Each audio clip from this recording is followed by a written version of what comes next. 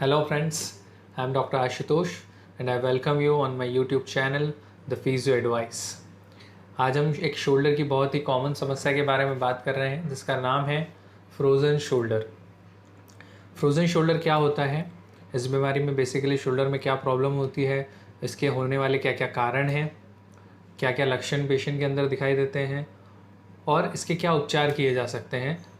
आज हम इन्हीं सब बातों पे बात करने वाले हैं इस वीडियो के अंदर। तो इससे पहले कि हम आज का एपिसोड शुरू करें, मैं आप सभी लोगों से गुजारिश करता हूँ कि प्लीज़ अगर आप इस चैनल पर नए हैं तो नीचे दिए गए सब्सक्राइब बटन को ज़रूर दबाएं और साथ में बेल आइकन को भी प्रेस कर दें ताकि ऐसे ही और इन्फॉर्मेटिव वीडियोज़ की जानकारी आप तक पहुँच सके।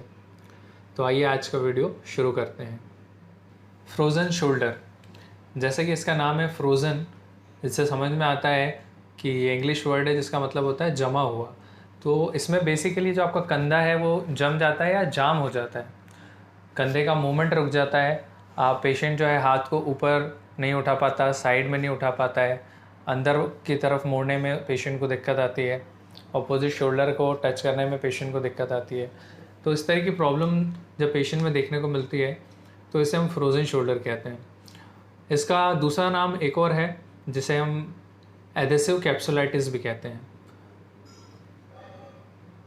इससे आपको बीमारी को समझने में और आसानी होगी।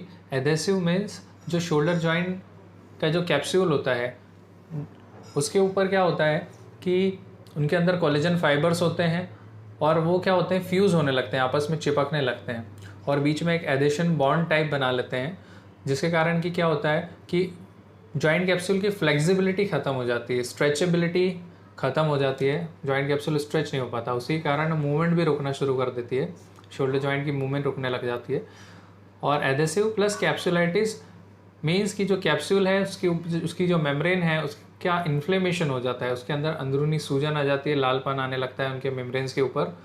तो हम लोग इससे समझ सकते हैं कि जॉइंट कैप्सूल के अंदर टाइट बॉन्ड्स बन जाते हैं, एडेशंस, और साथ में उसके अंदर इन्फ्लेमेशन हो जाता है, उसकी लेयर्स जो है अंदर से सूज जाती हैं, लालपन आ जाता है उसके अंदर, जिसके कारण कि पेनफुल शोल्डर हमें देखने को मिलता है।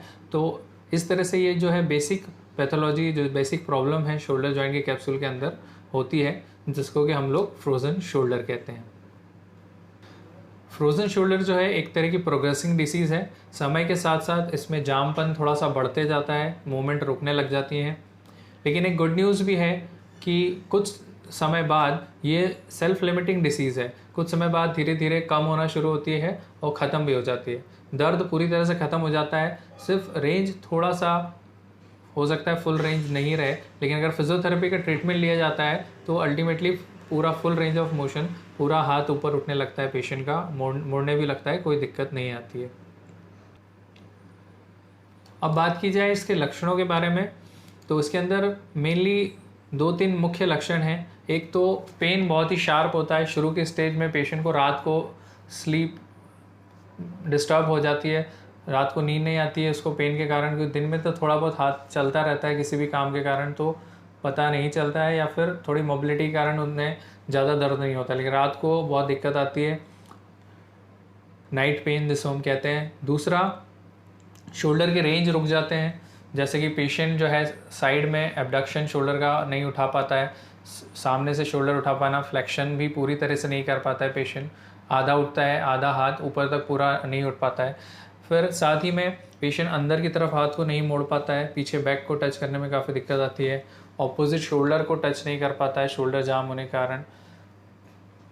तो ये इस तरह के ये वाले सिम्टम्स जो हैं मेनली पेशेंट को देखने को मिलते हैं।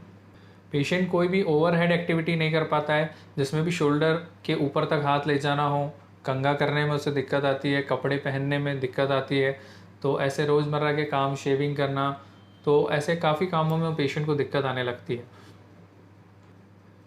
अब बात की जाए इसके कारणों की, तो इसके प्राइमरी कारण तो इडियोपैथिक है, मतलब कोई इसका स्पेसिफिक कारण नहीं है, अभी तक सर्च में पता नहीं चल पाया कि स्पेसिफिक कारण क्या है, लेकिन कुछ सेकेंडरी कारण भी हैं और कुछ रेड फ्लैग्स भी हैं जिससे पता चलता है कि इन कारणों से संभवतया ऐसे ऐसे पेशेंट्स में ये ज़्यादा देखने को मिलता है। एक तो जो डायबिटिक पेशेंट्स हैं उनके अंदर इस तरह का प्रॉब्लम ज़्यादा देखने को मिलता है।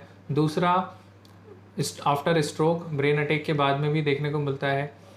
रोटेटर कफ इंजरी या शोल्डर का कोई इंजरी होता है तो पोस्ट ट्रॉमेटिक शोल्डर इंजरी, उसके बाद में भी रोटेटर कफ इंजरी के बाद में भी देखने को मिलता है। रूमेटॉइड आर्थराइटिस के बाद देखने को मिलता है। तो हाइपोथायरॉयडिज्म के बाद में भी होता है। तो ये बीमारियां हैं, ये सेकेंडरी कॉजेस हैं, स्पेसिफिक कॉज नहीं है, लेकिन इन बीमारियों में ज़्यादातर देखने को मिलता है फ्रोजन शोल्डर। क्योंकि जब भी शोल्डर का मूवमेंट रुक जाता है, उसे पेशेंट ओवरहेड एक्टिविटीज़ करना कम कर देता है, ऊपर हाथ उठाना कम हो जाता है पेशेंट का, तब ये फ्रोजन शोल्डर की समस्या उनको देखने को मिलती है। अब बात की जाए कि इसके इन्वेस्टिगेशन की क्या क्या जांच की जाती है, तो जनरली ये सॉफ्ट टिश्यू प्रॉब्लम है तो एमआरआई करा के देखा जाता है कि जॉइंट कैप्सूल के अंदर कहाँ पे प्रॉब्लम है।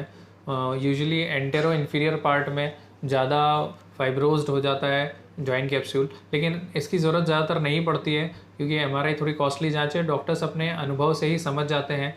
वो पेशेंट को जनरली कुछ टेस्ट करने का बोलते हैं, फिजिकली अपने अपोजिट शोल्डर को टच करने का बोलते हैं, या फिर बैक पीछे हाथ ले जाने का बोलते हैं, बैक को टच करने का, अपर बैक को, या फिर हार्म उठाने के लिए बोलते हैं, साइड से उठाने के लिए बोलते हैं। इन मूवमेंट में अगर दिक्कत है और पेशेंट को पेन है, स्लीप डिस्टर्बेंस भी हो रहा है, तो इसी से generally capsular type of pattern of, हम लोग इसे कहते हैं कैप्सुलर टाइप ऑफ पैटर्न होता है ये रेस्ट्रिक्शन का। तो इस तरह से वैसे ही हम समझ में आ जाता है कि इन्हें फ्रोजन शोल्डर की प्रॉब्लम। इसका ट्रीटमेंट बेसिकली शुरू में कुछ स्टेरॉइड के इंजेक्शंस वगैरह मेडिकल ट्रीटमेंट में, एलोपैथिक ट्रीटमेंट में लेना पड़ सकते हैं, पेन किलर्स वगैरह पेशेंट लेते हैं, लेकिन ये टेम्पररी इलाज है, इनिशियल स्टेज के अंदर है। इसका पूर्ण रूप से इसका इलाज जो है फिजियोथेरेपी के द्वारा ही संभव है। डॉक्टर्स जो है मोस्टली फिजियोथेरेपी ही रिकमेंड करते हैं इसके उपचार के लिए। तो आगे हम लोग और भी बहुत सारे वीडियोस बनाने वाले हैं फ्रोजन शोल्डर के ऊपर, जिसमें स्टेज वाइज हम लोग देखेंगे कि क्या क्या एक्सरसाइजेस आप की जा सकती हैं, उसे प्रैक्टिकली डिमॉन्स्ट्रेट करके भी बताया जाएगा। तो आप प्लीज़ हमसे जुड़े रहिए और आगे उन वीडियोस को भी ज़रूर देखिएगा। अगर आपको ये वीडियो अच्छा लगा तो प्लीज़ इसे लाइक करें और भी लोगों को इसे ज़्यादा से ज़्यादा शेयर करें ताकि उन्हें भी इस तरह की अच्छी इन्फॉर्मेशंस मिल सके। So see you in the next video. Till then, stay happy, stay healthy and stay connected.